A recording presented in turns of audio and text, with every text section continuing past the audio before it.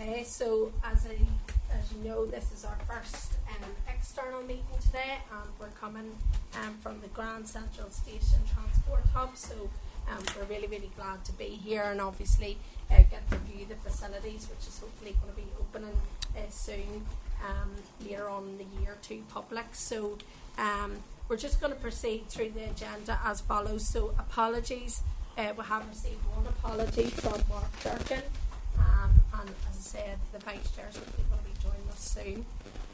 Declarations of interest, a reminder that members are obliged to declare any relevant financial or other interests which might reasonably be thought by others to influence their approach to the matter under consideration. Any members who have interest to declare in relation to today's business should do so now or when the particular matter arises in the meeting. So does any member have any interest that they wish to declare at this stage? Okay. Chairperson's business, there's none at this stage. Draft minutes at page 9 is a draft minutes of the proceedings for the meeting on the 22nd of May 2024, and I'm seeking agreement that members are content that the minutes are a true and accurate reflection of the meeting on the 22nd of May 2024, and if so, I'll sign the minutes. Are members content? Yeah.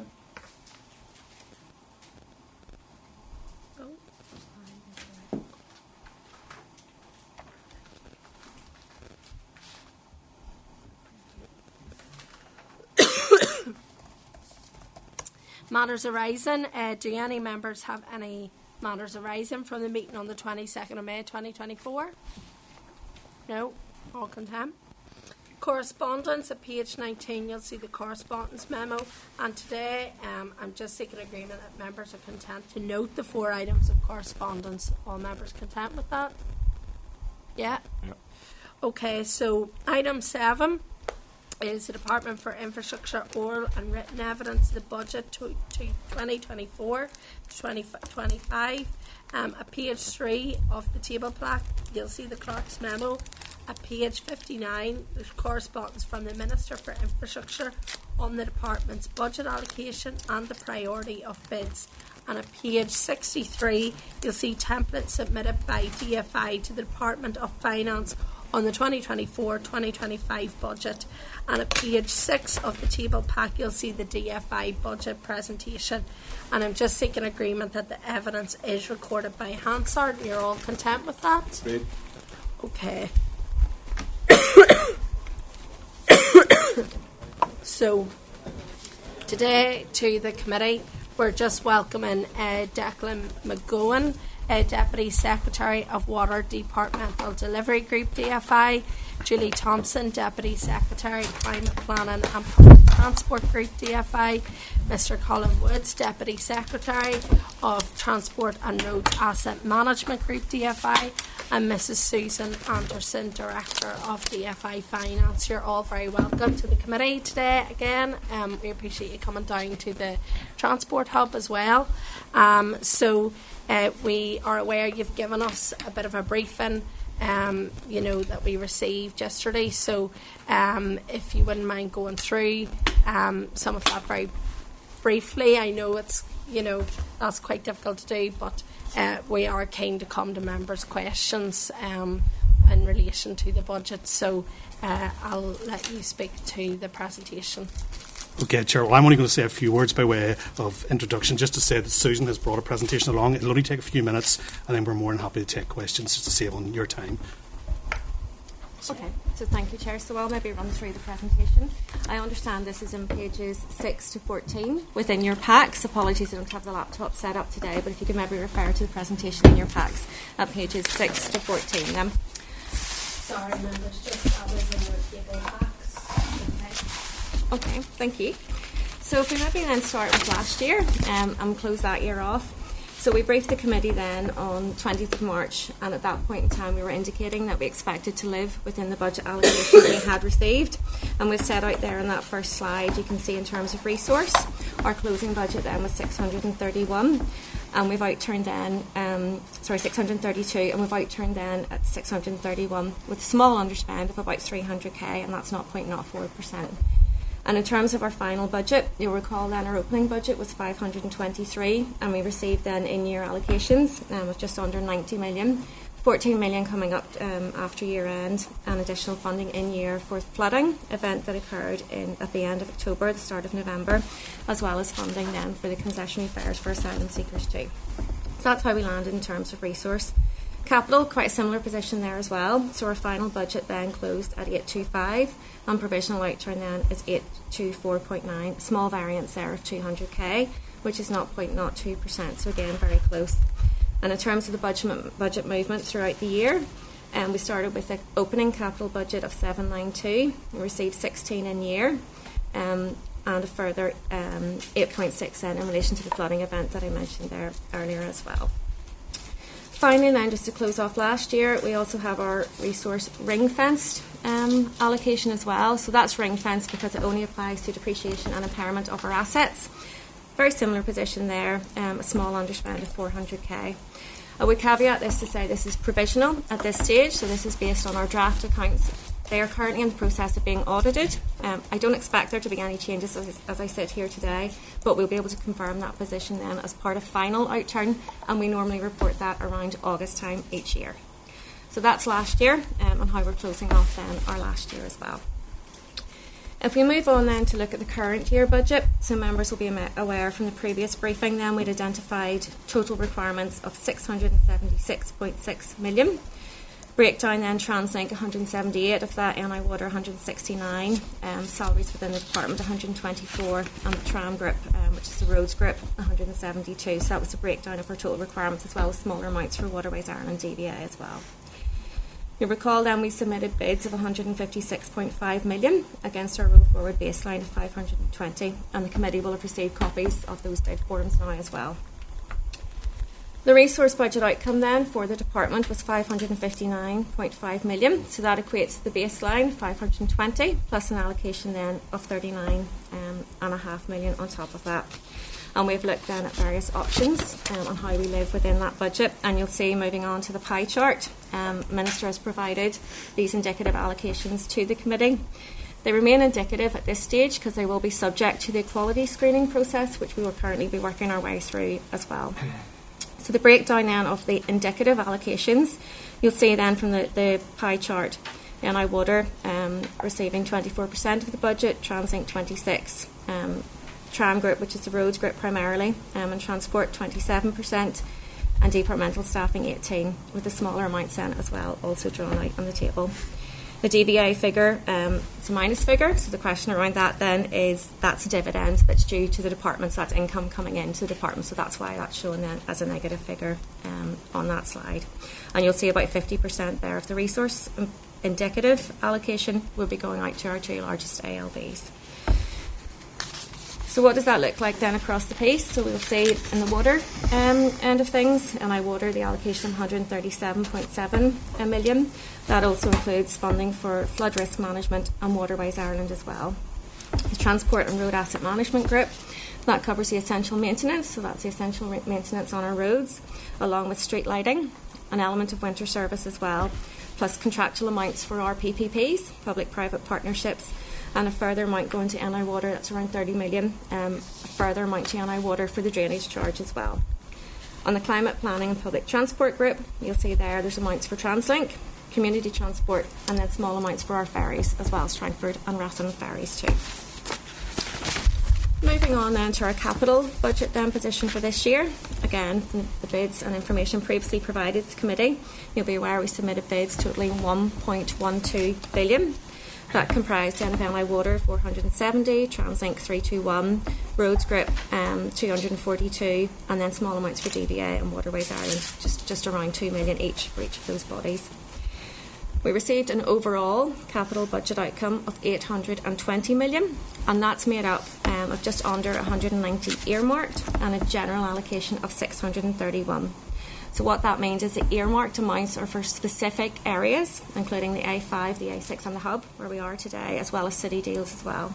And the 631 general allocation is for Minister's discretion in terms of where a Minister wants to allocate that to. So that's the breakdown across those two areas.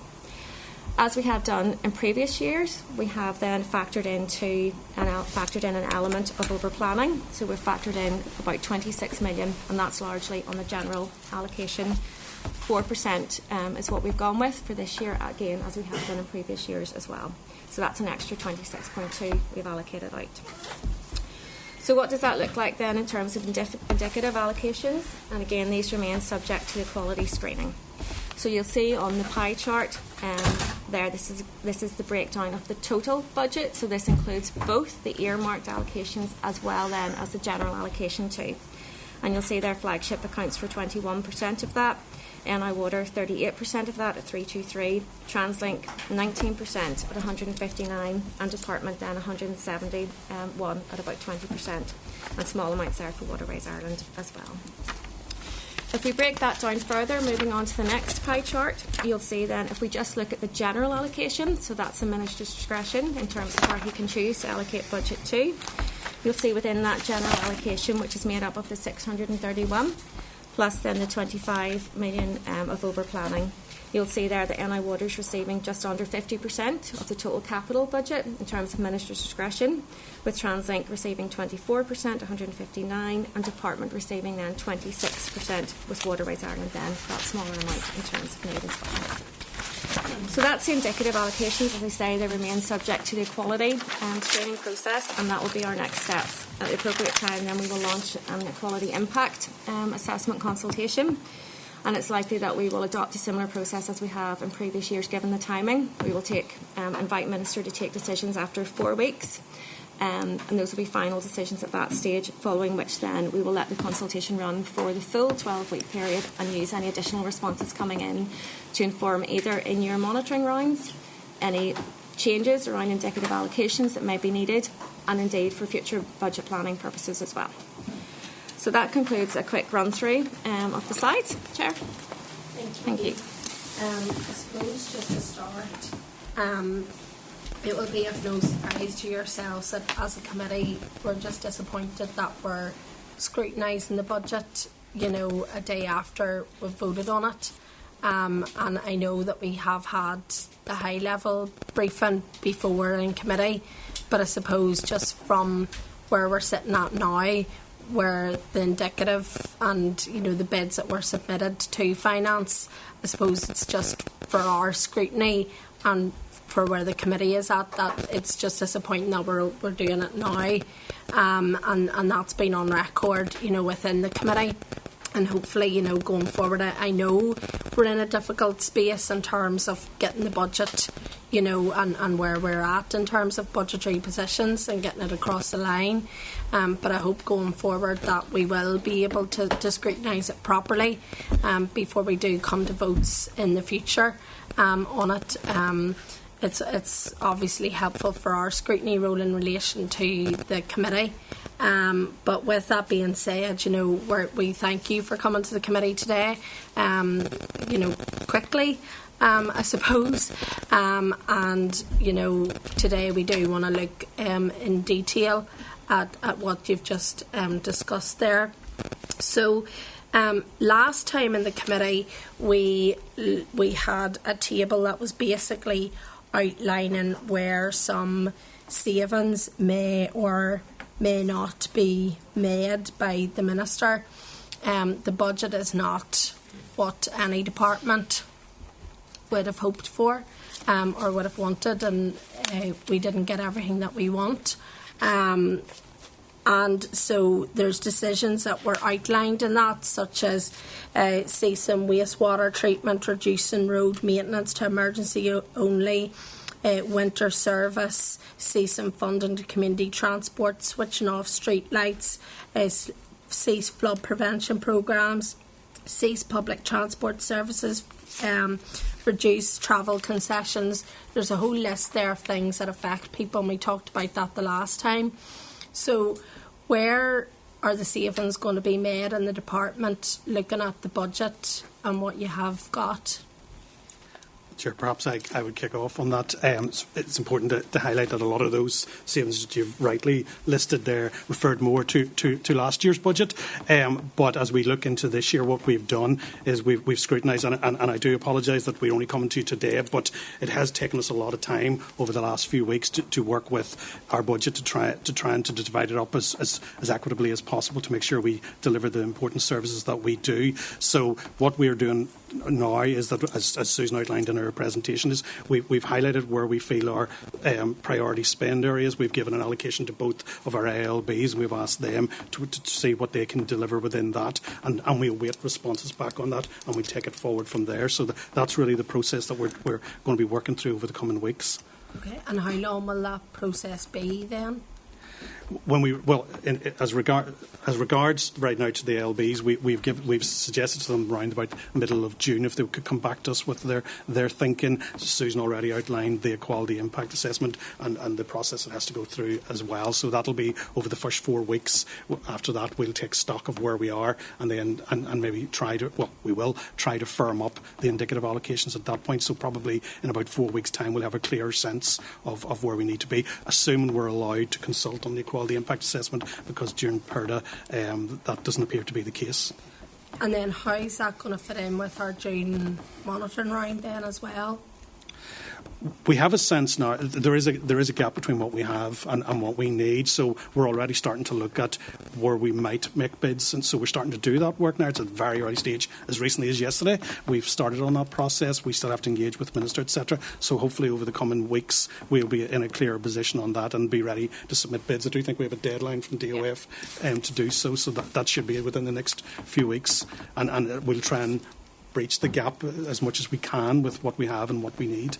But I suppose that'll be too late in terms of the quality screening and what you get back in relation to that. Yeah. So I suppose we're taking it on the indicative position at the moment, because that's what we have to go on, and we'll be using that indicative position then to inform what bids we will propose to Minister, and then he will decide from there what bids we actually submit as part of June monitoring. But we're using the indicative position as the starting point. Okay. And then I take it then it'll be full public consultation, or will it be a targeted consultation then?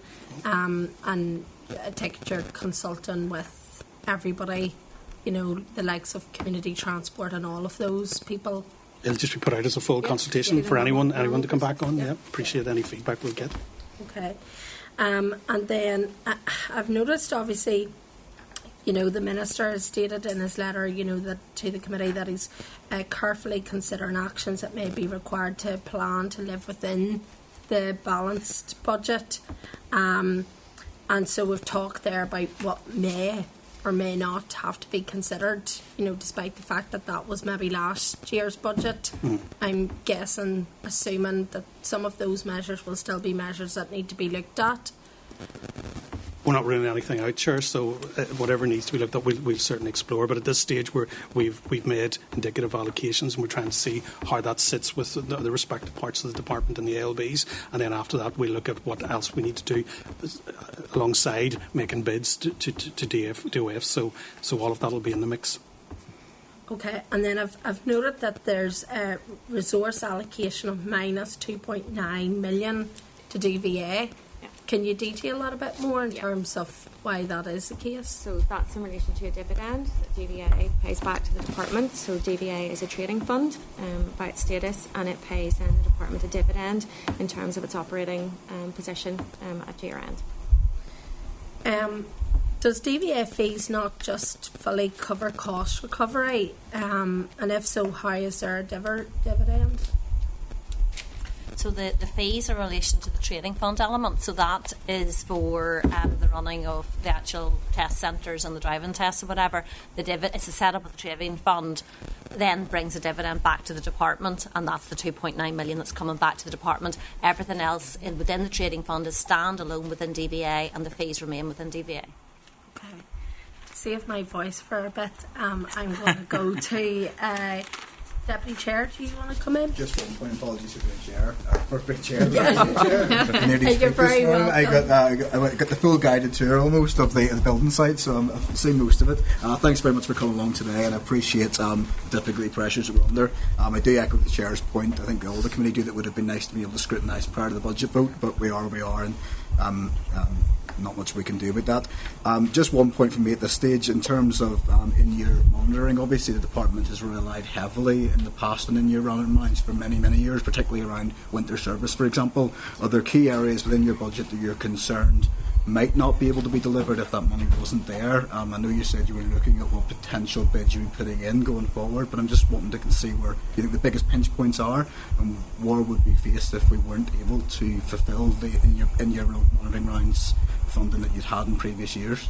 I'll pass to Susan if that's okay. But I guess it's where there's volatility in some of the costings going forward. For example, energy and such like going forward. And do we need to look at that? It's not in here. Be the type of things we're thinking about. Sure. But and that's exactly what we're doing. We're trying to take the overall picture now. We're looking at these particular allocations and trying to see exactly where those areas are and what we need to pay for, and that's both resource and on the capital side as well. Because again, we're able to take what we have historically, as you say, take additional funding in year and then both resource and capital and be able to spend that. So that's why we're trying to look across each year. That's actually all I have it for now, Chair. Yeah, thanks, Chair, and you're very welcome. And I'm taking on board what you said about the consultation over the next 4 weeks and where we're at indicative numbers, bids. One of the priorities for this committee is road safety. So maybe if you can comment on bids for the A5 and A1. Obviously, then there's a commitment to the A4 and the Skilling project. Now, I'm mindful that you may or may not be able to answer questions. Yeah. And then the final one, then I might as well do the 3 questions in one, Chair, is the ring fencing for the Coleraine to Derry track renewal. If you can comment on that as well. So, in terms of the road projects, the A5 is a ring fenced allocation. So that's fully funded for this year, and the Minister intends to try and take a decision on that over the summer through the statutory processes. In terms of the A1, it's not ring fenced, however the Minister is keen to bring it forward, and so we would expect to be able to do what was needed for that project this year as well within this allocation, with the slight caveat that until the budget is finalised, these are indicative allocations, but I wouldn't expect there to be any movement on those 2 items. And in terms of the Derry stuff, Yeah, so on the Coleraine to Derry line, that's a ring fence that the Minister was very keen to put in place and to help address regional imbalance. So that ring fence has been applied directly by the Minister rather than by the Executive in order to boost what is planned in investment on that line. and can you comment on A4 and scale? So the Executive took a decision to fully fund that, so we've moved through to procurement on that scheme now, and we intend to move to construction after that. So it's in a slightly different position where the Executive has taken a decision to fully fund the project to allow us to procure within the right environmental time constraints. Thank you. Thanks, Chair. Stephen? Thank you, Chair, and thanks, folks, for your presentation. We're becoming very familiar with yourselves. It's always good to see you, so thank you. Just a couple of points. In terms of NI Water, everybody here is very familiar with the huge challenges that they face going forward, and we all are well too aware of it. Just I would be interested to know about your assessment of how you feel this budget will impact upon them. Will it allow them to start to make the longer term improvements that they desire to? Do you feel? So it's. Or is it too early to say? Well, probably too early to say insofar as we have written out to them and we await their response. But we know, and as you heard me say at the previous committee, Stephen, that somewhere in around 470 was the kind of magic figure for Northern Ireland Water for this year. Fortuitously, we had contacted them at the turn of the calendar year, to say, look, the reasonable worst case figure is in around 321. So start planning on that. If we can do better, that will be great. As it turned out, the figure that we're going with, as Susan has outlined, is 323.7, and therefore it's closer to the reasonable worst case and a fair bit away from the 470 figure. But I'm optimistic that in talking to certainly colleagues in Northern Ireland Water, that they can plan to roll out that budget and deliver services. It will mean things being slowed down. There's no doubt about that, of course. But the conversations we've had as recently in the last 7 days or so is about prioritising those essential services and making sure that they're delivered. And they're already looking at things that are already contractually committed, essential maintenance and nominated outputs as defined by the utility regulator. So they have a good focus on what needs to be done. It isn't a perfect budget for them, but I'm confident that they can deliver a service that will provide essential services for the next 12 months. Yeah, sure. And just similarly, I suppose, on the tram side of it, in terms of the impact on roads maintenance and so on, I speak regularly with the roads, your colleague engineers, including this morning en route here. You know, and again, they highlighted the challenges that they face, particularly, you know, at the current time. How do you feel this budget will help or not otherwise? So one of the options that Chair referred to that we had to consider last year was, could we afford to deliver our limited service, or did we have to move down a level again to emergency only? These indicative allocations don't mean that we have to do that. We can afford to deliver limited service. Now, the cost of limited service goes up every year with inflation and other cost increases, so it is tight, and we're having to keep a really tight focus on exactly how we're spending the essential maintenance budget, but that would allow us to sustain limited service for this year. Yeah. Just finally then, you mentioned the June monitoring round. What would be the priority bids? Would it be NI Water that you touched upon, do you feel, or maybe you can't? As a civil servant, I'll say it'll be for the Minister, as you can imagine. We're just doing the preliminary work on it now, and we'll put advice to the Minister, but ultimately it'll be his decision on what to say. Yeah, okay, thank you. Thanks, Chair. Danny? Thank you, Chair. Thank you for the presentation. I just want to consider where we are today, just within the budget, public transport, climate planning within the budget, active travel, and everything that goes with that. They're just where we sit within this difficult budget. So I suppose on the public transport side, there's an allocation of 144 million resource to Translink, and then 245 capital. Now, obviously, those allocations have just been given to them, so they're working through what they can do with those allocations, what it'll mean, what they can invest in, and obviously keen to try and ensure as much modal shift as part of that. And it's certainly one of the key things that we need to do for climate change purposes. So, but it's early days yet in terms of exactly what the impacts will be and where they will invest moving forward. So that's the current plan, and we'll, as I think Susan or Declan talked about, we expect to get information back in the middle of June about what that looks like. Okay, thank you, Keith. Okay, thanks, Chair, and thanks for coming along. I have just a couple of specific points. The roads drainage charge, I think you talked about 30 million, Susan. Explain that, how that works, and what's the principle of that, and how that figure comes about, and how does that go up or down year on year? Okay. So in about 2009, the executive took a decision that the cost of draining surface water from the road should be borne by the department's predecessor department. So we have a formula that we've agreed with Northern Ireland Water as to how that's calculated. It's roughly rainfall times the surface area, which gives us a volume of water, and then the application of the approved rates for wastewater. So NI Water is charging you for that? Yeah. So it's about £30 million this year. It goes up a wee bit each year as the rates that Northern Ireland Water charge their non-domestic customers go up. We pay the same rate as far as I know, and that's how it's calculated each year. And then there's a memorandum of understanding between. Is that based that assuming that rainfall ends up in sewage as in combined systems, or, yes, or that's the principle? Yes, which it largely does. So the department owns the manhole cover on the road, the drain that you'll see, and a gully that takes it down to the sewer, and then Northern Ireland Water are responsible for the infrastructure that sits beneath the road, and that water goes into the combined sewer and is put through the Northern Ireland Water system, so they have pumping costs. It'd be good to get a copy. Just I know it gets a bit technical of how that cost is analysed, and do that. You know, I don't want to get into the bones of it now. And then second and sort of final point regarding the tram figure, we'll call it Zoom your figure. It's 27% or 155 million. What's that figure like based on our previous years? What's that figure doing? So it's up about 12% on last year's opening allocation, but last year we were in a different position where without ministers we didn't have the budget and also couldn't take decisions to live within that allocation. So our opening allocation for essential maintenance was at the emergency level, but we didn't take a decision then to hold to that. We overspent against that. So this year simply tidies that up, and from the start of the year funds the limited service, and that accounts for for almost all of the difference. And you talked to Stephen there, but what do you mean by limited service? Define limited. Okay, so back in the good old days when we had more money, we had a road maintenance set of standards, and it's about the intervention threshold essentially. So when a pothole gets so deep, we'll repair it, or when we do so many grass cuts a year, we'll do so many sign cleanings and marking reinstatements and surface dressing treatments and all of that.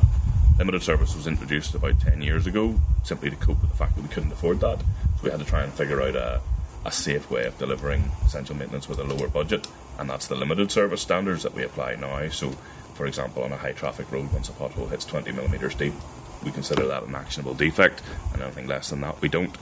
And it's really just the level of standard that we deliver. And one final question, if I may. I want to touch on grass cutting. I don't want to get into specifics of it, but I've had serious complaints about grass cutting as in sight lines. So it's okay going down a straight road to a degree, and no mow may. It has its points and its arguments, but the amount of junctions, and I'm like this morning, whenever I come out onto the Stangmore roundabout and Aids and motorway, I couldn't see the traffic to my right.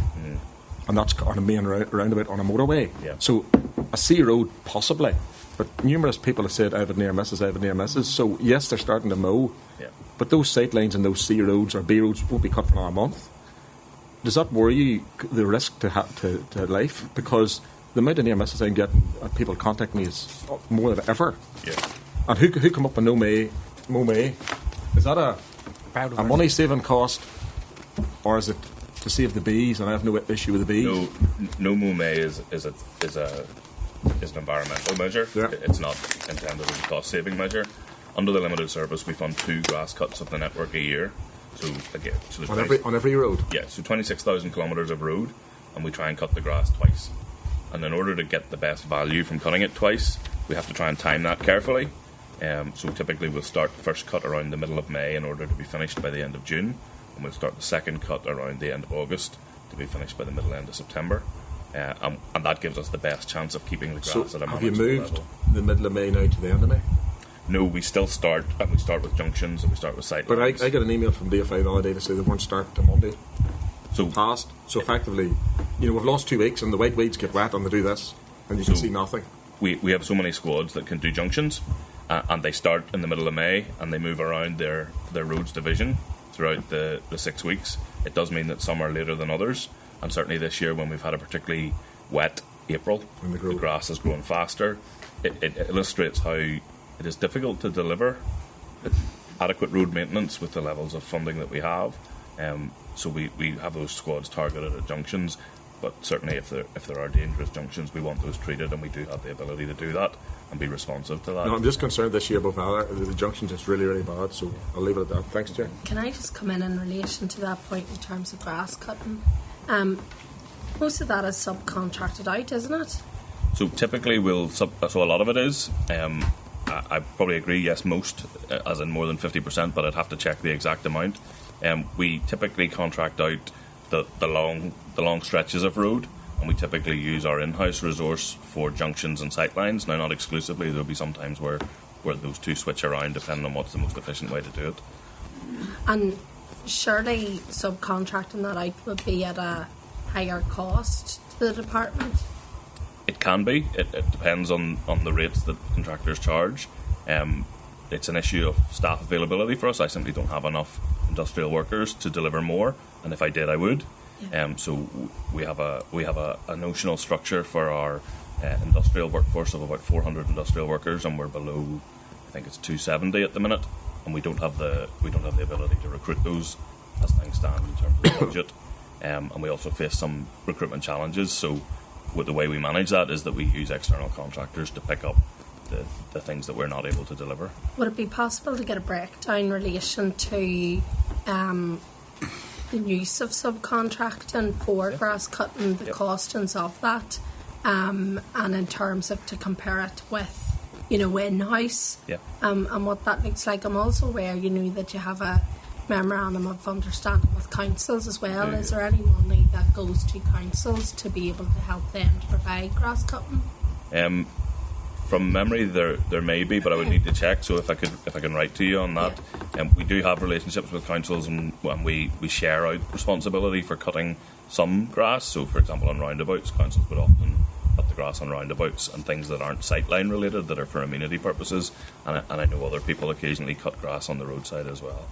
Yeah, it's just I'm like Keith. I'm finding that, you know, whenever it comes to the roundabouts and things like that, there seems to be a real tension there, even between council grass cutting and DFI. And you know, some councils now are starting to say this should be DFI, and DFI are coming back and saying this is council. So there's a real tension going on, and in the middle of all, it's not getting cut. Yeah, so as I say, if it's for amenity purposes to make the place look nicer, we don't cut for that purpose. So that's likely to be where some of the tension arises, because we understand that people can have a view where they want to see the grass cut and so on. But with our resource levels and with our staffing levels, we implement a safety-based policy. So it's for sight lines, and then one strip of a metre up the side of the road as well. And that's partly a maintenance thing, because as the grass overgrows, it erodes the roadside as well. So protecting the surface. I think the Deputy Chair's just looking to come in on that point. Chair, I didn't want to get into the grass debacle, because as everyone in this room knows, it's amazing how vexed the public can get about long grass. But I do take the biodiversity side of things. I understand the priorities for safety at sightlines. Has any consideration been given to what other jurisdictions or countries are doing? And that's getting rid of grass at junctions to save this problem altogether, whether it's be stone and concrete and artificial grass. I'm all for preserving the bees and the area. There's lots and lots of long grass areas out there along the ways, but at the sightlines where safety is paramount, why do we have grass at all? Surely it would be better just to get rid of it. From a maintenance perspective, yes, but that you know, you could extend that well past the point of. Never mind the bees. I think I'd say climate change is the answer to that. What's that, sorry? Climate change, biodiversity, we need that. I'm just talking about junction, but like I take Carrick for example, so the top road is massively long, and there is plenty of long grass for the bees and for everybody else to hover about in. I'm just talking at the key junctions where safety is a paramount. I mean, we're not talking about ending bee life here. I'm just talking about preserving safety. So our policy at junctions is that cuts are done more frequently when needed for safety reasons. So there's no policy reason. There can be sometimes a timing where we haven't got to that junction yet, and it's on our plan, but we haven't got there. And I appreciate that sometimes that means the grass is longer than we would like. I mean, there are. To the minute, Colin Carrick this is North Road top junction, and it's over waist height at the minute, and we've been reporting this for weeks. It is, can't see past it. There is nearly an accident every morning. Yeah. So I just don't understand how we get to that point when it's the busiest junction in the town. Yeah. And that's more my point. I just think. It illustrates the challenges of trying to deliver Absolutely. on a network of this scale with a resource level that is limited. Yeah. You know, it's limited by definition. Yeah. And unfortunately, it does mean that sometimes sites can get out of control in terms of the grass height. But if there's a specific site, I'm happy to get that. So the argument, just to put this on record, is that the biodiversity is more paramount at that junction than potentially safety. No. No. That's not. That's what really I hard at to all. No. So there's a balance to be struck. So the grass at a junction serves a number of purposes. So it is nicer to look at, and that doesn't have zero value. It also drains more effectively when there's a natural surface as opposed to a hard surface. Okay. And so there are issues around that. You can equally imagine that if the department decided to adopt a hard surfaces at all junctions policy, there would be plenty of people who would also find that unacceptable. So we are trying to strike a balance, but the safety is the priority. Okay. So where there's a safety issue, we want to be able to act on that. And if there are junctions where the grass is unsafe, we want to be able to target that. And we do have squads of people moving around the countryside as we speak, targeting junctions. There just aren't as many of them as we would like, so it takes longer to get around the network of that scale. Okay, thank you. I'm going to come to Cathal on this point, and then we're going to move on from this point, because we do have two members that have indicated they want to come in. So, Cathal? Yeah, Chair, I mean, I understand all the arguments. Keith started it, so we're asking him to buzz off, right? No, the point is that I think the main problem I do find is about responsibility, whose responsibility it is. It doesn't matter even if it's subcontract or anything else. When you phone council or environmental health, or you try to move it across the department, so maybe there needs to be clearer lines. And I know there is stuff there, but arising from what we've talked about here, there needs to be clear lines of identification of who's responsible and who's not. And that's the only way to move on for that. I've seen some areas myself, but I've seen some cutting and meters back and everything else there recently myself. So if there's clear lines of responsibility, it is, and we'll go from there. And then if it's an argument over budgets, then that's a different argument. But That's what I do find as what comes into the office, to be fair. And look, we're always happy to talk to councils and others about that. Yeah. It takes about 6 weeks to do the full cut. So most of what I think we're experiencing now is that some of those areas are now done and others aren't yet, Yeah. because we're in the middle of that 6-week cut, and that's why that is. Oh, that's what Okay, Thanks, you. Chair, yeah. Andrew, thank you for your patience. No, and I apologise because I didn't want to speak about the grass, but if I'm obliged to now, so do. I suppose, no, I thank you, the thing of Mr. Woods sort of highlighting the sort of the natural drainage versus concrete drainage, because I think that would have knock on it. You can sort of eloquently do that as much. I think maybe it says more about, I would get complaints the other side of things, saying, why is that verge being cut whenever there's nice, there's biodiverse wildflowers, etc. Maybe perhaps if we get rid of more dockings and get more wildflowers in, that'd be great. But anyway, sorry, I didn't want to come in on the grass, but there we go. Obviously, safety is paramount as well. I suppose just on Mr. Dunn's point about NI water as well, I think that's such an important point. In my area, we've seen a lot of development curtailed because of lack of resources to NI water, so it's important that note goes mentioned. But then coming slightly further down, the sort of bid priorities, just community transport, rural community transport, South Down, rural area, there'll be a lot of people rely on that community transport. So I'm just wondering how their bid matches up and to how that can be funded, and sort of what opportunities are going to arise to them in order to sort of provide that service. And again, thank you very much for coming, and thank you, Chair. Okay, on the community transport element, so it's an area I think was great concern last year in terms of the budget and caused a great deal of anxiousness, and Minister's been very aware of that. So we gave out allocations for April and May to give them clarity and certainty, and then based on these indicative allocations, Minister wrote to them at the tail end of last week, just as he was writing to yourselves, around saying that he would sustain it at the current level. Based on those indicative allocations, obviously the same as everything else pending the EQIA, but they've been written to last week to say that their funding will be sustained through 24-25 based on the indicative allocation. Happy enough, Andrew? Yeah, thank you, Chair. Okay. Peter? Yeah, thank you everyone for coming in. So just a quick point on one of the bids that I saw, and there was a bid for about 5 million for city deals, BRT2. And this came up in the committee last week, and I was asking officials about it because it's something I'm really supportive of as an East Belfast MLA. I'd like to see BRT2 delivered, and I think we were told that. So firstly, I'd like to know what that 5 million's for. Then secondly, in the meeting last week, we were being told that 35 million was allocated, and I think it was just general confusion as to where that other money could potentially come from to actually deliver the scheme. And I raised financial transactions capital and whether that could be an option. I didn't really get an answer, so could maybe get the department's view on FTC as well. So FTC isn't an option, unfortunately, for that type of project, although it is something that we've looked at in general to see how can we make better use of FTC, but unfortunately not for BRT2.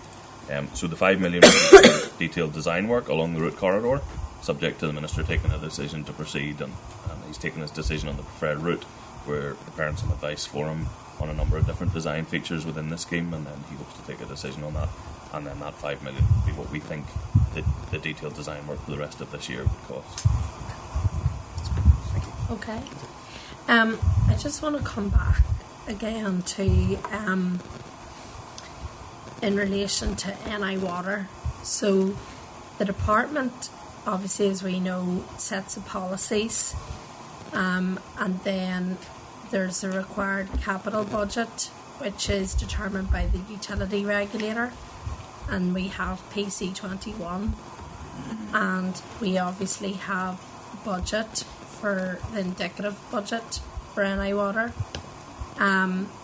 So what's the department's assessment at this moment in time of NI water's ability to deliver against PC21? So in the first 3 years of PC21, we've fully funded and indeed exceeded the funding requirements as laid down by the utility regulator. it was always going to be the case towards the end of this PC21 period that the costs would start to rise, particularly so on the capital side. So that's going to present a challenge in the last few years for us, and we're seeing that played out, as I mentioned to Keith or Stephen earlier, just the gap between where the utility regulator sees the figure needing to be and where we're at. We're very much in the space of prioritising essential services. I think that's where Northern Ireland Water will be. It's where we'll expect them to be, and it's where I think the public will expect them to be. It probably will be more of a challenge for them to roll out more of their economic side of things, like economic development, social housing, and all the rest of that. So that'll be a challenge for them. But as regards their key services, such as wastewater treatment, water treatment, etc., we would expect that programme to roll out. But certainly things will slow down given the programme of works that need to be done in the last few years, just because there will be that gap. But we're hoping that by prioritising the key services, it will continue to be delivered throughout the lifetime of the price control period. So the key services are clean water, clean drinking water, obviously the ability to flush your toilet. Absolutely. That's the key services. There's really, what I'm hearing, no scope for delivering PC21 and the capacity issues that we'll have in Northern Ireland, because as we've often talked about in this committee, that's going to impact upon our construction industry. It's going to impact upon the capital projects across Northern Ireland that need to be done in terms of key infrastructure. Mm-hmm. It'll be a challenge, but I'm sure if Northern Ireland Water were here, they would say the same. I mean, the committee will have heard in the past, for instance, about 19,000 houses. But in the lifetime of PC21, even if we fully funded them, Northern Ireland Water are telling us we'd only probably be able to deliver around 4,000 of that. So there are huge expectations and huge plans over the coming years, but deliverability of it would be a challenge. So even if we were fully funded, the ability to roll out that full programme would be a challenge.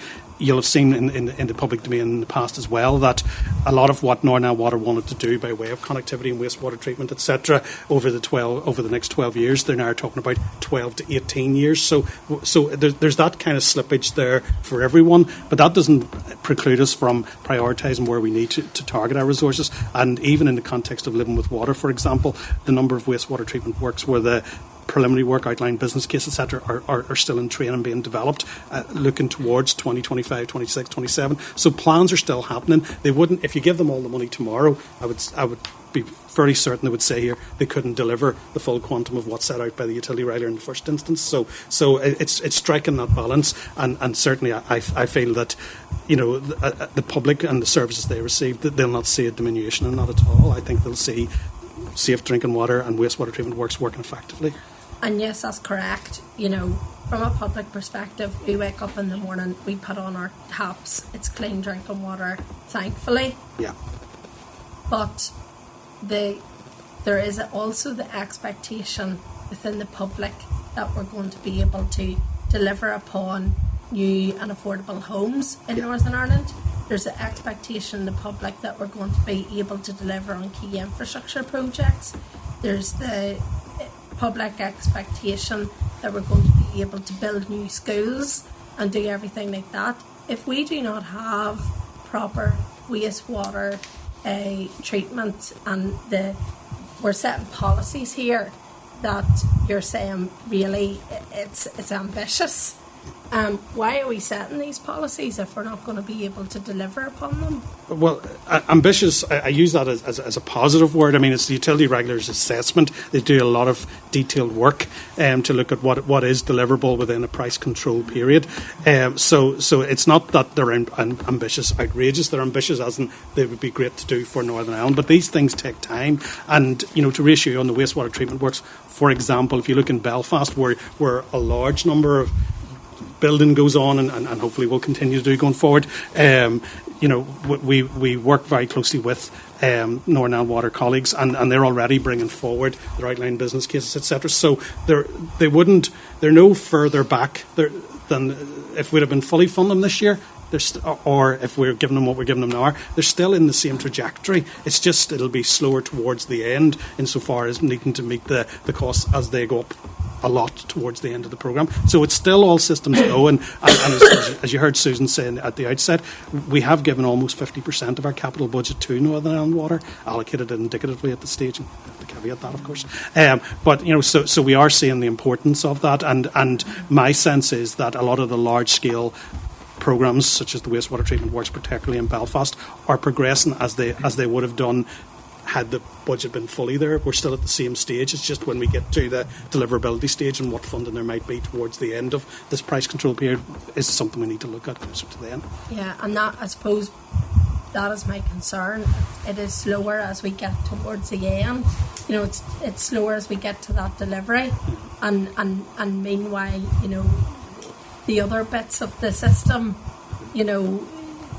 are going to slow down too, if that makes sense. It's going to be a vicious circle. It might be slower. It all depends on how the budget shapes up in the next few years. But based on the trajectory as we see it now, it probably will slow it down to a degree. But to reassure you, there are a lot of conversations. And in fact, I recently, in the last 10 days, chaired the Living with Water board, where we're staggering the projects to make sure that on a priority basis, the big ones that will deliver the greatest impact are prioritised. So that work's still going on.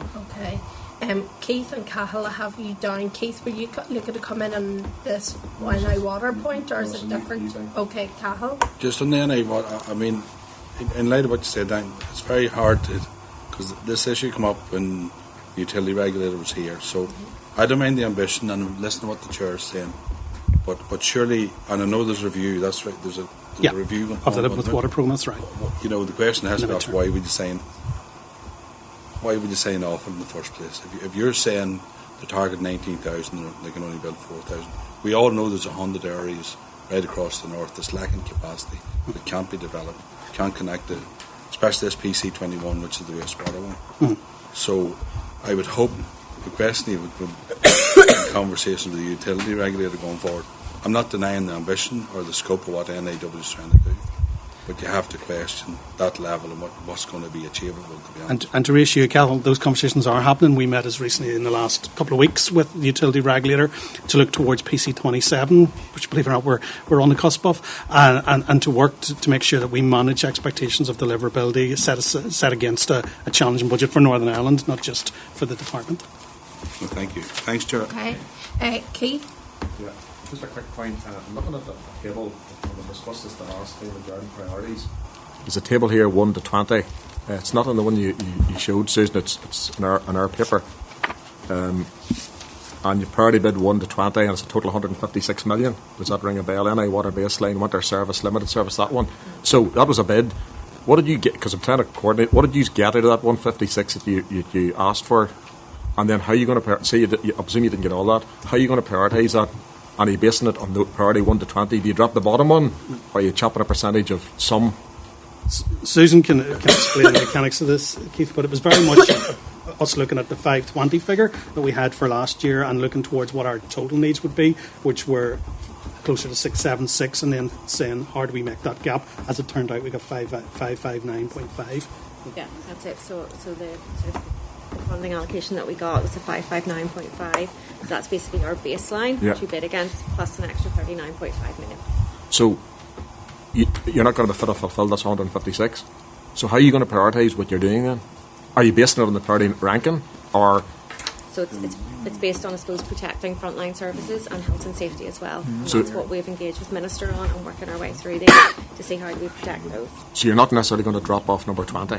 You could be paying a part of 20 and a part of 10. So what does the priority number mean then? Does it mean anything? From 1 to 20? From a bidding perspective, it meant, when we were bidding, we put these forward as priorities, but then we got a general allocation, so it wasn't that any of these specifically were met. Okay. It was that we just got a general allocation to live within. Fair enough. Thank you. Thanks, Chair. Okay. I'm just going to ask, just in relation to Translink and some of the proposed indicative capital allocations and things for them. Can you just clarify, I suppose, first of all, the capital bids totaling 1.12 billion, and obviously there's capital bids proposed there of 154.7 million for Translink, and then 323.6 billion for NI Water, respectively. Obviously, can you maybe just point to Translink and some of the indicative proposed that you have? So in terms of the allocation, yes, we've given out 154 non-ring fenced. The ring fence, as I was talking earlier, of 4.7 million for the Coleraine to Derry line. Obviously then the money for the hub goes on top as well, which is in a flagship scheme of nearly 80 million. And there's then Peace Plus funding of 6.3 million for the start of the enterprise rolling stock replacement. Now, in terms of if you set aside the ring-fenced elements, then the 154 million is going to be obviously examined by Translink to establish what they can do, same as described across the piece, what they can do with that money. It'll be prioritising health and safety, essential services, and looking at what's already contractually committed, which is the same process that effectively is run across everybody. And then they come back to us by the middle of June with the outworkings of what that looks like. So then we'd also seen as a committee that there was reserves allocated to Translink and to DBA. So in relation to the reserves, do you see that as a licence then to take money from the overall budget from Translink if you're given in reserves? So the money that you're describing there is then resource. So what I was talking about there on the bidding side and the numbers that you'd given me were around the capital. Okay, so what you're now describing is then resource funding that was given out very end of last year. You're absolutely right. So 14 million was given to Translink towards the end of 23-24. That's revenue money. And if you recall, very conscious, I think Chris sitting behind me, that there was a deficit of, I think, around 17 million the last time we were here in Translink. So effectively that money was dealing with the operational deficit last year from 23-24. So it's on the revenue side, it's not a capital funding stream, and effectively it is pretty much eliminated the deficit that was there in 23-24. So we arrived today to the committee on a lovely electric Translink bus as a committee today, and obviously there is a real need and a push to see not just modal shift in terms of more people using public transport, but there's also a need to decarbonise Translink's fleet. So in relation to the money that is being allocated to Translink, and we, in the chamber, we have to ensure that we're meeting Climate Change Act targets as well.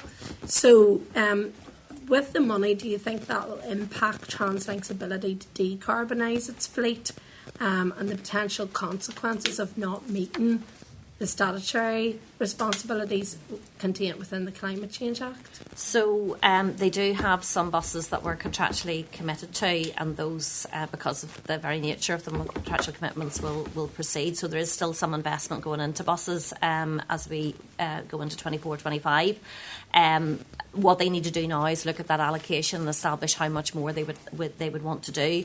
Like all of the the areas that we're describing, everybody wants to do more. The ambition is there. We'd all want to do more, as every department would with their budgets. And Translink is no different. They would love to and would be happy to, I'm sure, invest in more buses. But they will be looking at the allocation to establish how far they can go.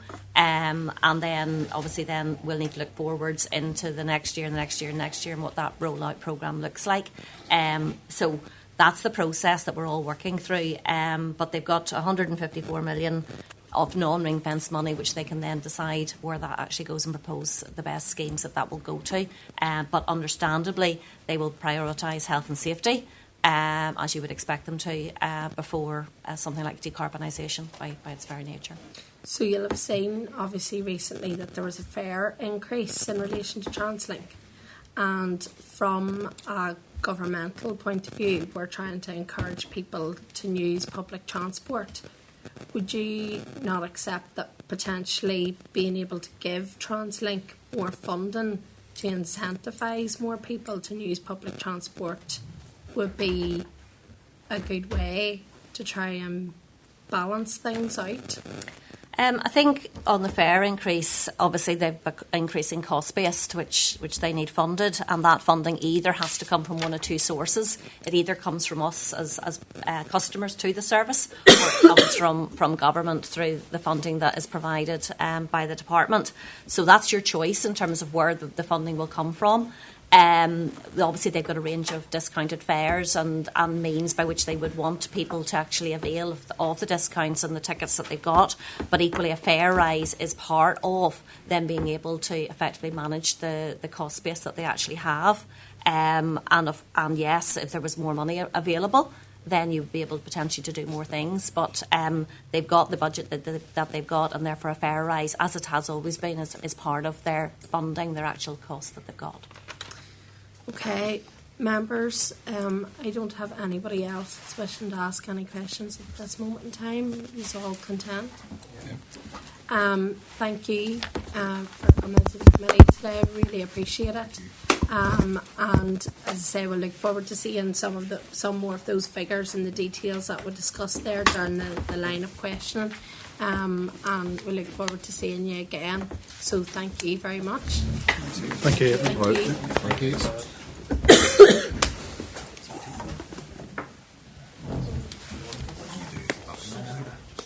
Is what they do? It's like the bus is going. You just get off. And these are things all right. Good job. Just says he's going to be camping for Omegrass at the junctions. Job at everything. Job everything. I think you should request that list. Take out chop everything, but just chop the one. Campaigning for Omegrass. I'd say it's true. Don't you drive over the top of that roundabout the next time yet? I know. Herbies. What you were thinking of that this morning? How to do that? Think of the baby. Okay, members.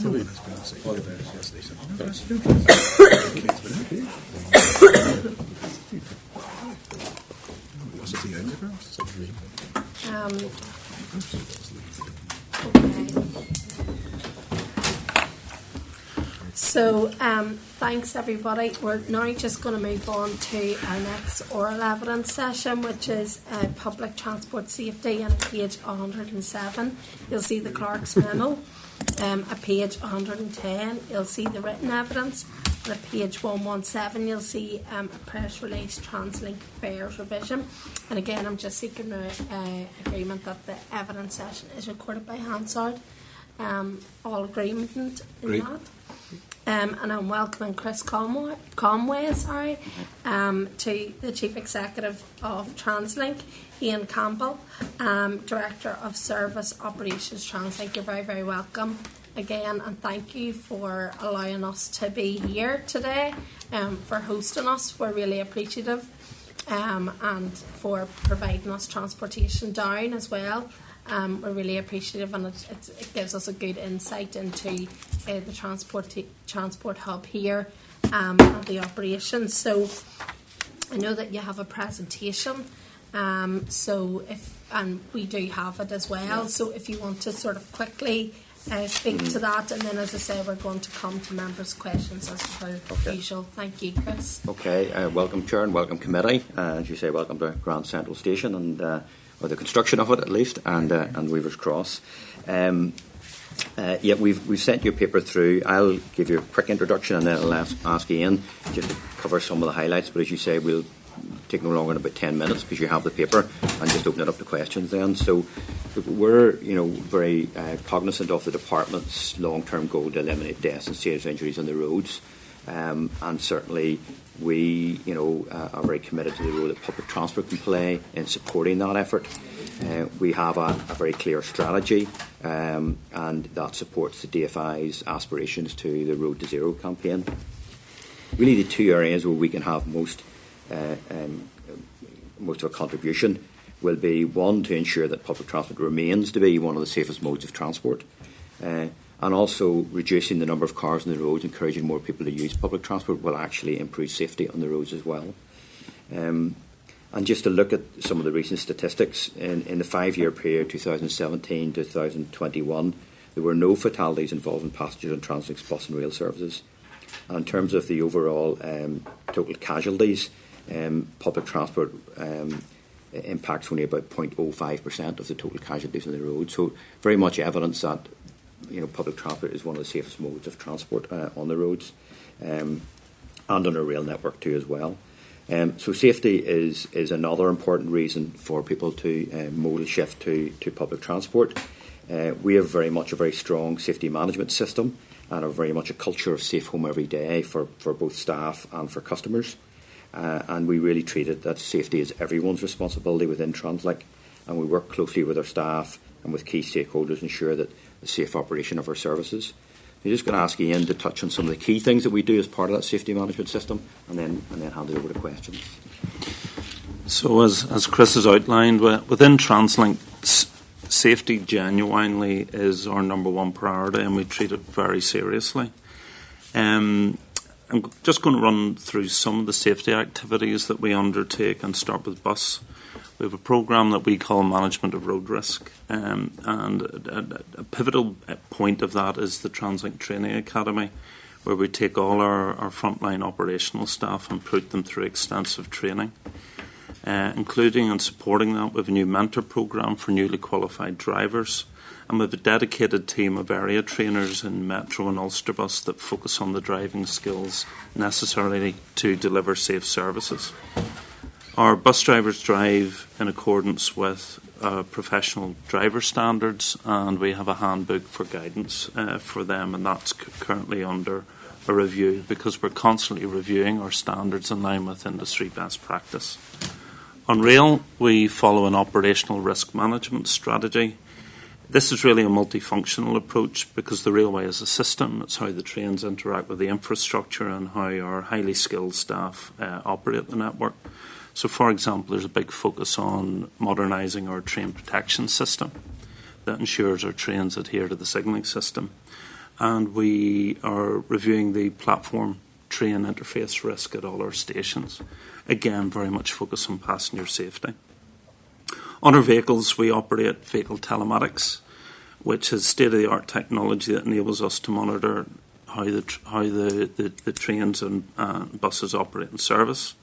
They monitor all our onboard safety systems and basically are able to track safety-related incidents. So, for example, where a bus has to brake sharply due to an incident, we actually track and trend those type incidents so we can identify problem routes or problem junctions. We then follow up with road service in terms of that, in terms of how we can make the network safer. We also use our own vehicle CCTV. All our vehicles are fitted with CCTV and use those to investigate near miss or actual incidents on the road network. All our incident data is captured, it's centralised, and we use that very much to promote continuous improvement of safety. On our infrastructure, we, for example, do a lot of work in relation to third-party works. That's work that's undertaken in close proximity to the railway. And we basically monitor and work with construction works and private dwelling works to ensure that not only can they operate safely, but it doesn't negatively impact on the railway. And of course, level crossings. We have a number of level crossings in Northern Ireland, and we adopt a number of modern systems to ensure that road level crossings remain safe. And where there are user work crossings, particularly in farmland, we have a rolling programme to ensure that those crossings are closed permanently. We also support safety through a number of promotional activities. We have a dedicated team of safety bus that do a fantastic job of going around roughly around 350 schools each year. And they reach out to 600 to date. Over the 21 years they've been going, they've reached out to over 600,000 young people in those schools. We're also currently operating a number of safety campaigns, one of which is the Play It Safe campaign, targeting 11 to 18-year-olds, and with the support of the Irish FA and the Ulster GAA. Again, all focused on the safe use of our network. But we can't do this alone. We operate a number of collaborative partnerships to ensure that not only our passengers are safe and our staff are safe, but people feel safe while using our networks. A good example of that is the established PSNI Safe Transport team. This is a dedicated team of officers that work alongside our own staff across the bus and rail network. And this collaboration has been very effective at improving and increasing the safety on our network. It has reduced crime in the network, has addressed some antisocial behaviour and risk for passengers, and it seeks to ensure a high visibility of policing and support on what is an essential part of Northern Ireland's infrastructure. But there's a wide range of other stakeholders. We work with local communities and, of course, political representatives, the Education Authority and individual schools, of course the regulators in terms of the Health and Safety Executive in Northern Ireland, the Railway Safety Authority and DFI, the Commission for Railway Regulation in Ireland, and the Driver and Vehicle Agency here in Northern Ireland. But as has already been mentioned, Translink's Better Connected strategy demonstrates the commitment within Translink to respond to the Climate Change Act. We're encouraging more people to reduce the number of car journeys and to use public transport more often. And by doing so, we believe we can ensure there are fewer vehicles on the road and reduce road incidents. But to incentivise more use of public transport, there's a number of key activities to incentivise that. That includes increasing bus priority, increasing park and ride, where we have nearly 10,000 park and ride spaces across the province. A lot of promotional activity, and starting the 1st of June, there's the Active Travel Challenge, which encourages everybody to leave the car at home and to walk, cycle or use public transport. But of course, much needed investment in new stations, new infrastructure, new trains and of course new zero-emission buses, which you would have experienced this morning, is vital. And that, coupled with real-time passenger information and contactless ticketing, is how we can incentivise more people to use the bus and train. So, in conclusion, public transport is the safest form of land travel as we see it. It is cost-effective and plays a vital role in decarbonising transport in Northern Ireland, connecting our communities and driving the economy. DFI's road safety strategy and the associated action plan marks a positive and proactive approach to reducing road fatalities, and we in Translink are very pleased to support this strategy. Thank you very much. Thank you, much appreciated. Thank you for providing us with the document as well for us to take a look at. Obviously, the department is looking at a road safety strategy, and I'm just wondering how much input Translink had in relation to that road safety strategy, and indeed how it fits in with your own safety policies. Yeah, so look, we would be a key stakeholder with the department on that policy. Obviously, our focus would be very much on the public transport side, but a lot of the common themes that are there are appropriate to anyone who uses the roads, really. And we would consult with them closely on that and the activities that we're taking to address it from our perspective. As Ian has said, you know, we have telematics, we have analytical data on our buses and things as well. So we do highlight, you know, key junctions, key areas where we feel more could be done, and that's an ongoing activity that we do with the department as a key stakeholder. So very much engaged in it, and very much engaged with the PSNI as well on their campaign, road safety campaign that they've launched recently. And we work very closely with them. In fact, we had a safety conference recently, and the PSNI came along to that and presented their whole safety conference. That was with all our staff. Presented their key safety campaign, and we hope as well that you know, we've a large employee base that also feeds into their driving behaviours when they're out in the roads using their own cars as well. And then just obviously you said there about, and it's really good statistic in relation to how safe public transport actually is here. How do the accident and injury figures for public transport here compare to other regions?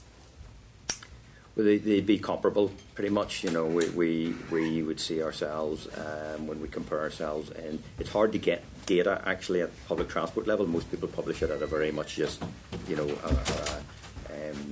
road transport sort of level. But certainly on the railway and on bus, our figures are very comparable to the rest of the UK and Ireland, if not slightly better.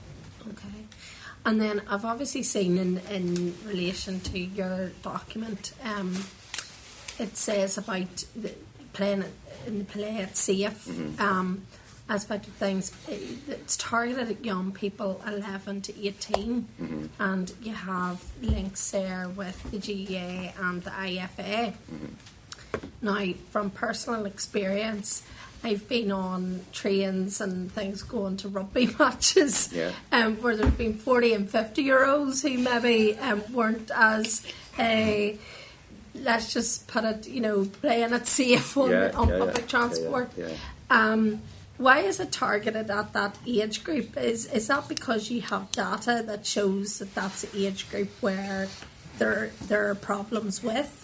And then coupled with that, I've also been on public transport going to concerts where it's been the same issue.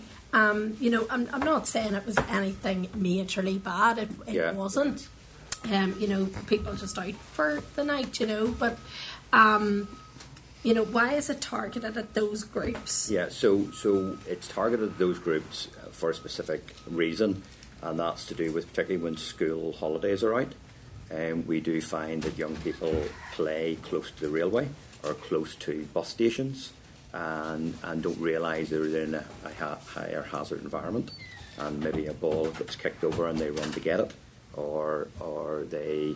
maybe in the evening times, there can be some antisocial behaviour working, playing very close to, as I say, stations and other modes of transport.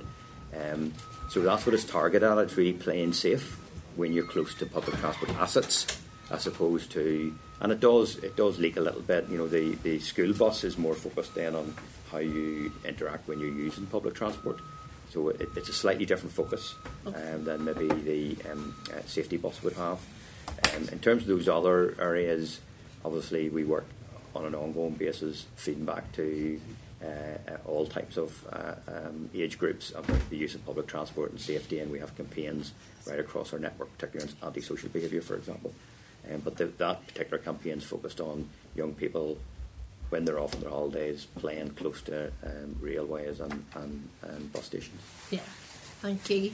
And lastly from me, because I have a number of members, and I want to get through that obviously before we go and go on to our next bits and pieces, but just last week I think it was, there was an issue at Fountain Hill Spencer Road that was, I suppose, went through social media in terms of a bus that was at a junction and needed a crane, to lift it, and apparently there is a problem there at that particular route junction, and you said there about identifying areas where there are problems at it. So how do you alleviate that problem? And clearly that has been a long running issue. So what steps are being taken now in relation to that? Well, maybe have that on Ian, just because so we have investigated that incident. And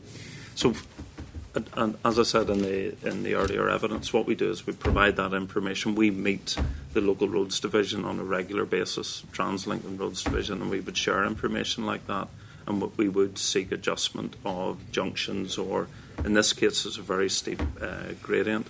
There's a number of vehicles that have got, not necessarily Translink ones, but there are a number of vehicles that have got stuck in and around that incline at the bottom of Fountain Hill in Derry/Londonderry. So it's that ongoing engagement that we would have. We have got good detail then about exactly what happened. There is signage on that route, and we have reviewed that, and we'll pass that information, share it with colleagues on roads. But it's not a route. It's not on our route. We wouldn't. No, it was we off, wouldn't typically off use. None of our buses would typically use that route. Unfortunately, it was a newish driver who just got misled and ended up using that route in error, and that's what caused the problem. We wouldn't have that route for that reason, because we know it's a difficult route, so we don't have it on our route. So I suppose in that case, new drivers would be told and would be aware. Yeah. Yeah, new drivers are taken through route route learning. So they would go out and drive a number of the routes. They have handbooks that show what we call all our routes are risk assessed. But on this occasion, the driver went off the route because it was one of the first times he had operated to Derry on his own. Okay. Deputy Chair. Yeah, thanks, Chair.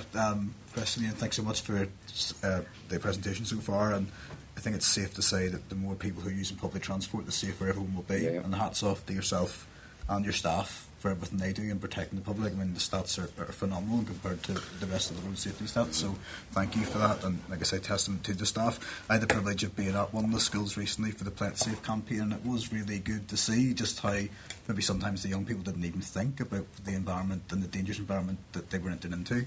Yet sadly, I remember last year on the Larne line particularly, there was a couple of near misses from memory of kids playing about, particularly down Shire Halt and things, and it is continually worrying. I'm just wondering, firstly on that point, what more can we do, whether it be through social media promotion or through advertising campaigns or whatever, to try and target those who may feel the need for whatever bonkers reason to enter onto the railway lines during, for some reason, the summer whenever they're off, and to try and target that, because it is something that seems to happen regularly. Yeah.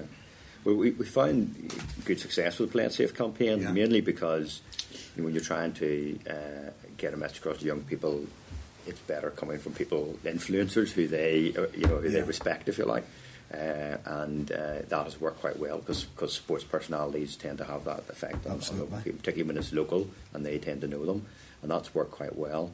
And we'll continue to do that through social media and through other influencers as well. As we go forward, when we do a campaign like that, when we come to the end of it, we'll measure the impact, how many people it reached, and what impact it had in terms of, particularly over the summertime, which is when these issues tend to crop up a bit more than normal.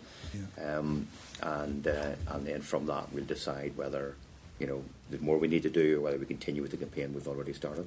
Okay, so there is I hadn't realised there was a full social media campaign. That'd be good to roll that out. Yeah. Does that extend to the newer platforms like TikTok and things on YouTube, where the kids apparently my kids seem to spend most of their time? Past, but certainly Instagram and Twitter and all of those ones. Yeah. Just thinking whether or not.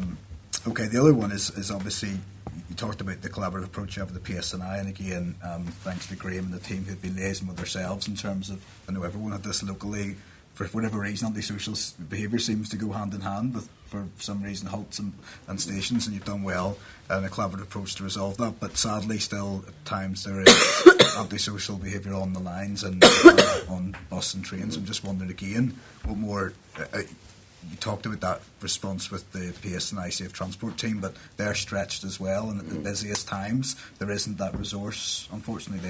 Is there more that could be done, more funding aspect or more projects you think that we could invest into to try and resolve those issues? So, look, unfortunately, it's a societal issue that we're trying to deal with, like other services that are doing a public service role. These issues do crop up. I would say, thankfully, the majority of our passengers travel safely and travel respectfully and are respectful to our staff. These are isolated incidences. However, when they do occur, they are distressing for our staff, and I'd like to pay credit to our staff generally, but also any who have been caught up in these incidents. How well they've handled themselves and the support that we've given them. Other staff members have given them moving forward as well. We have a campaign about Stamp It Out and about making sure that antisocial behaviour, we have zero tolerance to antisocial behaviour. We work very closely with PSNI in terms of their team. Obviously, they're only a small team there to guide and help us, but also to go out on the ground where we need them. So, again, we've used our, experience of incidents to where we need them most, if you like, and they go out and try to go to those areas at particular times of day and night. And I would say that sometimes these are seen as maybe issues coming from young people, but it's not. It's right across the spectrum, and a lot of the time it's just drinks and alcohol. Drinking alcohol is involved in it as well. But we do get good support. We are running the campaigns. We work closely with our unions as well. All of our staff, the majority of our staff now wear the cameras to protect them, and we're going to roll that out a bit further as well, and just making sure staff get the support that they need, and we work closely with the union to do that. Just a final point on that, obviously the body cams and the CCTV is in place both on the trains and the buses. Yeah. Is that aiding, assisting with the ability to prosecute when antisocial behaviour does become more sinister and serious, and those incidents we're aware of assaults and things that have been successful? In that Yeah, CCTV has been, we have a very large network of CCTV now on buses, trains, stations, and at halts, and we'll continue to deploy that and continue to improve the quality of it as well. Is really important, and that greatly assists prosecutions. And we're, in the recently the last couple of cases that we've had of antisocial behaviour, the people have been arrested and have been dealt with appropriately. We did also write to the prosecution service to ask for tougher sentencing when it comes to antisocial behaviour, particularly when it comes to people who are providing a public service, and that's something we would we want to try and continue to press as well. Okay, thank you, Chair. Thank you. Just before I come to other members, there is a Translink photographer that is here that would like to take some working photographs of us in action. So are members content just that the photographer? I've never seen a politician refuse a photograph. But are members content that the photographer comes in? Yeah. Yeah. Okay. We do have a few minutes left in relation to this because I'm keen that we do get to take a look at other aspects. So, if members can just keep your contributions short and to the point. So, Danny. Oh, thank you, Chair. Thank you for the presentation. Yes, I'll be short. Danny's, yes. To be fair, it's just a couple of wee questions. But the first one will be on the PSNI safety transport team. Do you find that that's used primarily, or a better use maybe on a train compared to other buses, or is it spread equally across? What I would say, it depends on what's going on at that time. So they deploy in the areas of greatest need. And what we find very successful is they also work with community policing in specific areas. And I've got to say, that coupled with working very closely with community representatives is generally where we find we get the best result. So what I would say is the Safe Transport team would be out and about the bus and rail network, and they will target areas that of where there's potential specific issues at any one time. Yeah, fair enough. And I'm going to be a bit parochial here with West Belfast rep and the Gliders class. I champion young people. I volunteer in a youth club and I've been involved in many projects with yourselves, with Damien Bannon and Sean McGreevy. And when Translink, when that first opened, really we had massive problems within. I represent the Colin area particularly for the party, and had to be shuttle buses. And the reason why I think it's an important point in this is about collaborative workings going forward. Like I remember many NHI had to raid the bus as a youth worker because they were being attacked, and working with the unions to get the service to fully represent the whole area, really. So that was successful, but firefighting. So we say the preventative measures are best. I've always floated this wee idea, and I've always said this. I think the way forward, probably, especially for our young people, and safeguarding them, because they're not always the ones who are involved in antisocial behaviour, but tend to get the headlines when it does kick off, where it's in the west of the city or in the east on the Glider route. There's definitely a place there for youth workers, and I don't know how you do it within unions and staff and all of this, but like a specification where youth workers would raid the bus. Because here's the problem we were finding, that it wasn't just happening on a Friday and Saturday night where people would expect more trouble or less safe or maybe avoid public transport. It could be a random Tuesday where something just kicks off and the service is then pulled from the community, or for whatever reason something has happened, and our young people aren't maybe safe on the buses. So it was just that idea of always putting it out there that there could be a place going forward, and we work collaborative with the PSNI, but youth workers could be the way forward, and especially with the Glider and the transient youth, because jumping on and off, it's completely different to what it would be a train. That's why I was asking around the trains and the buses, that data might be harder to collaborate. But it's just, if it's not a question, just more throwing it out there that I think there's a place in that going forward. Well, what I would say, Danny, is look, we do recognise that in a number of areas, including West Belfast, the role of the community representatives is vital in terms of ensuring that public transport remains safe. and dealing with all issues on the network. And look, we're open to those discussions at a local level as to how we can best do that. We pilot scheme. Thank you. Danny Cahill. Yeah, thanks, Chair, and thanks very much for your presentation. Chair, obviously you've covered most of the point, but there is a point I just want to raise because you say in the document you mentioned capital projects focusing on train protection and platform risks. Improvements, could you expand a wee bit on that, please? Yeah, I can pick that up. Yeah, go ahead. So we're rolling out. We've recently fitted all our trains with the latest version of what's known as the train protection warning system, which automatically brings a train to a stop if it's approaching a signal too fast. In effect, so in effect, it's like an automatic train protection system. We're fitting additional signals across the network as part of a rolling programme. And that just ensures the safety of the network. So in effect, it's like an automatic train protection system across. And that's when I talked earlier about treating trains and infrastructure as one system. That system works across both. In terms of platforms, we constantly carry out risk assessments on the rail network. And there's some best practice. I've got to say, based on learnings from incidents in Great Britain and reports from RAIB, we've picked up on some of the lessons learnt there and are currently rolling those out across the rail network here in order to improve. When we talk about platform train interface, it's basically passengers boarding and alighting trains. And how do you make that safe across the board? Yeah, that's it. So Ian touched on a point that was worth mentioning, that we're totally integrated with the Rail Accident Investigation Board and ORR and all those right across the UK. So we would go to all those meetings to pick up the learnings from rail safety right across the UK and in Ireland as well, working closely with Irish Rail and CRR as well. So we go to all of those, pick up all the learnings and see what's appropriate for us to deploy as well. No, I can say that we enjoyed it. For those who are on the bus this morning, we enjoyed the trip down.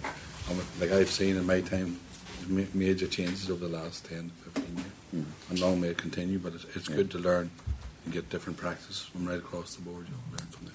Okay. Thank you, Chair. Thank you, Cahill. Stephen? Thank you, Chair. Thanks, gentlemen, for your presentation. A couple of quick ones. Just any update on the concessionary fare scheme in light of the recent budget progress? So we're waiting for it'll be a decision for the Minister, so the Minister hasn't announced anything yet, so there's nothing further that I have on it. Oh, yeah.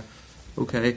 The other issue just was around the fare increases, which obviously are coming into play now in a few days' time, in early June. We appreciate the challenges around that. Rail up by 10% and bus up by 6%.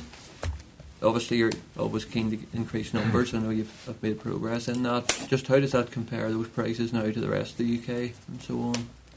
Well, on bus and rail, our prices still compare well across GB, particularly on the railway. And, we always look at those benchmarks and make sure that we're trying to keep our fares representing good value for money. And we have quite a few sort of discount schemes as well to encourage people to deliver value for money as well.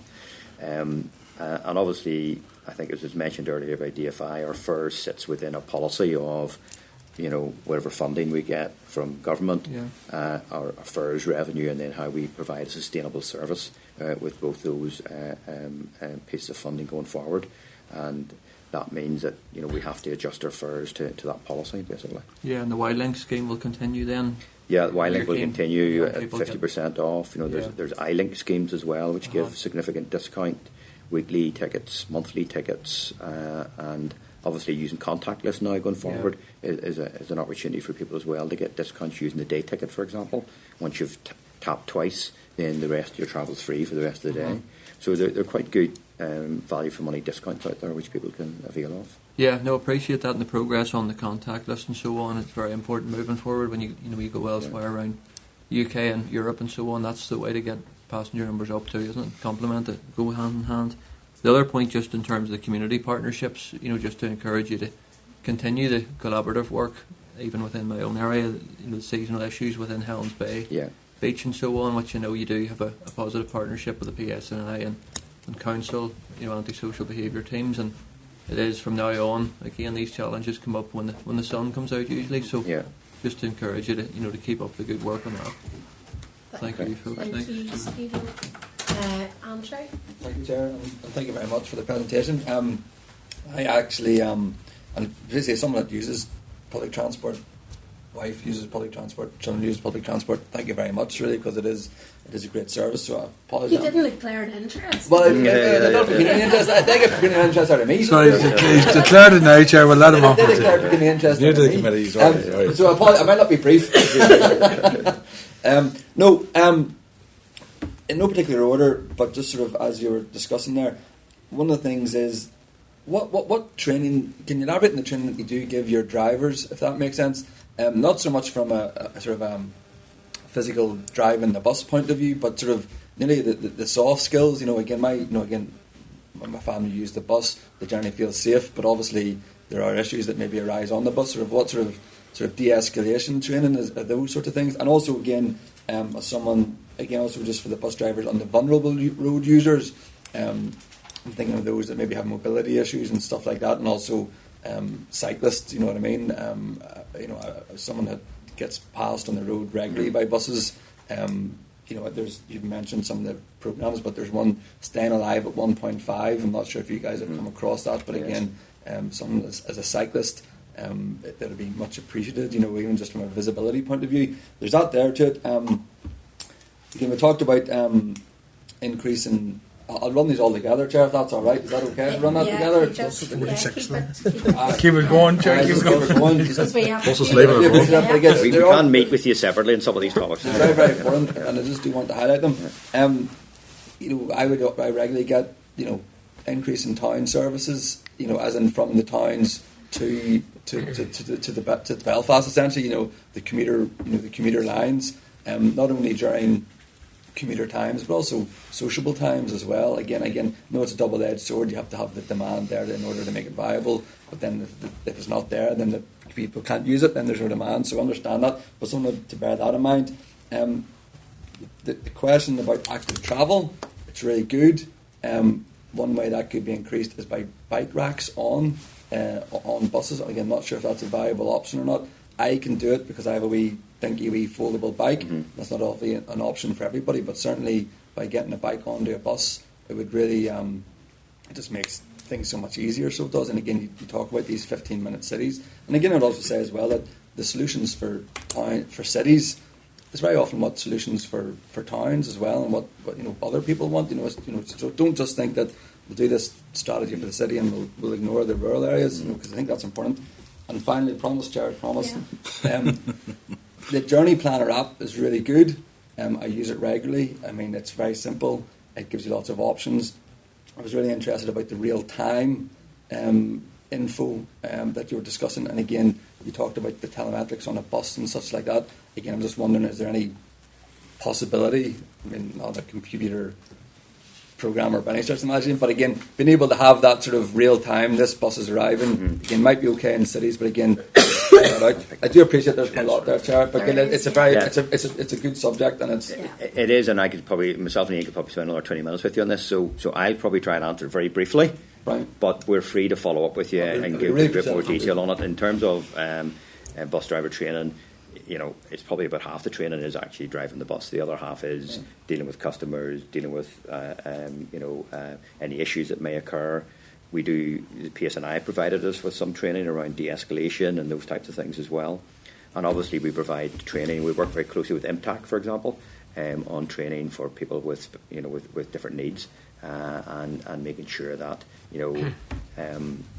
drivers are trained in that. We use the JAM card as well for sort of people who have those types of needs as well. So that's all a comprehensive suite of training. And then obviously there's annual training that goes on with drivers to try and refresh that and bring it up to speed as well with new learnings.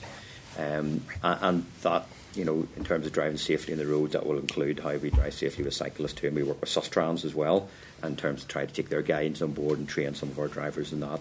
In fact, when we rolled out Glider, we did a very specialised piece of training around Glider and cyclists as well. And look, we're very conscious that a lot of these things are, a lot of things we do are very essential in urban travel, but very beneficial in rural travel as well. So real-time passenger information is something that has been available in Metro, for example, for a number of years, but we have now started a programme to roll that right across our entire network so that you can see that. And in fact, we're rolling out a new Journey Planner app as well, so that you can see your bus on a map and show you where it is and where it's coming. So that is coming. We'll do that first in Gold Line probably, and then start to roll it out across the rest of Ulster Bus as well over probably about a 2-year period. But that certainly is in our programme. It was originally only done in urban just because of the cost, but now the costs are coming down a wee bit for the technology and the fact that we need to integrate our services more, and we feel it's beneficial to do it right across the network. I think I've covered most of your key points there, but we are certainly available to follow up more detail with it. Thank you very much. Okay. Thank you. Keith, you have -2 minutes, so don't know how does that work? Don't know. Speak backwards. Try it anyway. So, it'll be quick. I'm just looking at one question on assaults on staff, and you touched on a bit about training and de-escalation. Yeah. So, what does your zero tolerance policy actually mean? So if there's an incident on a bus, 2 individuals start a fight or whatever, how much does that driver engage with that or not? And say there's an individual attacks a bus driver and is found guilty by the police for whatever crime. What do you do? Is that person then banned, and can you do that technically? Okay. Yeah, do you want? So the first element of that is in terms of dealing with. I'll pick up the point in zero tolerance. What zero tolerance means is we don't tolerate any assaults either on our other passengers or on particularly our staff. So what we will do is we'll ensure that where there is aggressive behaviour or assaults or even a verbal assault on a member of our staff, we will make decisions based on safety, but that may involve stopping the vehicle and calling the police. Our staff are trained to de-escalate rather than to intervene, but we have a duty of care to all our passengers. What I would add to that is we will prosecute, and under our railway bylaws and on our conditions of carriage on bus, we will prosecute and have successfully prosecuted a number of people who have been involved in this antisocial behaviour. The more general sense of what I would say is that overall public transport is very safe. We don't get a lot of this. Rightfully so, I think. When it does happen, it hits the press. And look, as we've said earlier, I think our staff do a fantastic job as how they deal with this. And the resilience of some of our staff facing these difficult decisions should be noted. But look, overall, I think we do have good collaborative arrangements with PACE, and I have discussed community groups, but also our trade unions, and we work collaboratively with them to just not only to ensure the safety of our customers, but also our staff. And sometimes the judge would issue a ban. Okay. Yeah. Obviously, he can do that. Yeah. Can you do that? Legally? Under the railway, with our bylaws, we can do. It's a bit more difficult than bus. It's generally as a result of courts. Direct use on that. Yeah. Thanks. I'll leave it as -1. Super. Thank you very much. Thank you very much for your presentation and for allowing us to ask those questions in relation to that particular subject. Really appreciative. We're looking forward to obviously seeing the hub itself. So thank you for now. We really appreciate your time today at the committee, so thank you. Okay, thank you, Chair. Thank you, Committee. Thank you. Okay, members, we've just a few more items that we just need to follow up on, or just to do before we go on to our next item. So item 9 is subordinate legislation SL1 not subject to assembly procedure. Advise members that there are 2 proposals for statutory rules that are not subject to assembly proceedings. These are at page 118 of the meeting pack. The rules are not subject to any assembly procedure and are not required to be laid. So I'm asking members if they have any issues that they wish to raise on any of the proposals. No. Okay, so are members content with the proposals for the statutory rules? Yeah. Content. Okay, item 10 is our forward work programme. At page 124, you'll see the draft forward work programme and advise members that the work programme will be updated to reflect any decisions taken today. And I'm seeking agreement with the evidence sessions as set out in the draft forward work programme. All content? Yep. Item 11 is any other business. I'm just going to refer members, there's a draft press release that's been circulated in hard copy. And I think there's just a couple of changes that we're going to make in relation to it, which may not appear on your. You'll see on the third paragraph, the second sentence. We're just going to take out at what appears to be an increasing number of. We're just going to take that out. We're just going to say the committee is concerned at incidences of assaults on so you're content with that. And then the other change to note is that we're changing obviously hydrogen to electric because it was electric. Yeah, it was. All right. It was electric. So are members content, or is there any other changes that they want to make to the press release? You're happy? Okay. Does any members have any other business that they wish to raise? Just one point, Chair, Yeah. but I did raise it with respect to that whole the grass cutting issue. It is an issue. I am concerned. It's worse than ever at smaller junctions. So, and I think there will be an issue in the next few weeks. No doubt. It's not a matter of if, but when. Yeah. Do you want to do anything further at this stage on it, Keith? Well, yes, Chair. I think so. I'm along with Keith in this point, but in my experience in the office is whose responsibility, and we need to write out to somebody. If the department, because I mentioned there, if the department come back and say, right, this is what they do, this is what council's for, this, we need it clearly. Because no matter how you phone, even you phone council and say, listen, will you go, then they say it's on to somebody else. So let's clearly get it out. But the point was well raised. Just to mention about in my experience, when we're dealing with the infrastructure department, particularly, and councils, in my experience, do different policy to their grass cutting as do the housing executives. No, 100%. On the infrastructure. I'm not arguing that point, but at the end of the day, constituents ask us to get grass cut, and we have to chase up on who's responsible. Just write them and ask clearly to identify who's responsible, because Johnny brought up one at the roundabout, and then Keith brought up a different issue. And I find dealing with that's the problem. I agree. That's the point that I made. There's memorandums of with councils. Yeah, absolutely. And I'm finding that's an issue too. It just gets passed from pillar to post. Pillar to post, yeah. So, look, I think what I'm hearing from members is, content to maybe write to the Minister in relation to this, to outline that the committee is concerned about safety as a priority. We understand that there is environmental policies, but safety at sightlines is paramount as well. And to find out it and identify in terms of the 11 council areas, the memorandum of understanding between those council areas and the department, and then we're also going to, separate to that, we're getting more detail in relation to the subcontract and the money and the grass cutting, so that would be separate from that letter. But are members content with those? Those also include, Chair, how much, without going into the exact detail, many sightlines was cut in May. I think no May has basically give the Minister no cutting. I've seen no sightlines cut in May, not one. Okay. So I think no May has overshadowed grass cutting. Okay. Full stop. So just to check in relation to that. I know he said different, that they were starting, but I seen no verge cut in any description in May. But it has been a very wet May as well, so verges are far bigger than what they would normally be. Because I do have it in my own area, the verges are bad, but it looks bad, but it's biodiversity.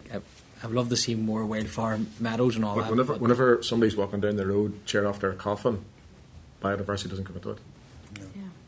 Yeah, and I take all of the points because there's a balance, I think, that needs to be struck in relation to it. To be fair. And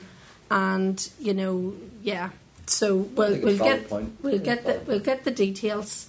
But I think it's fair enough. Okay, members, content with that approach, yeah? Yep.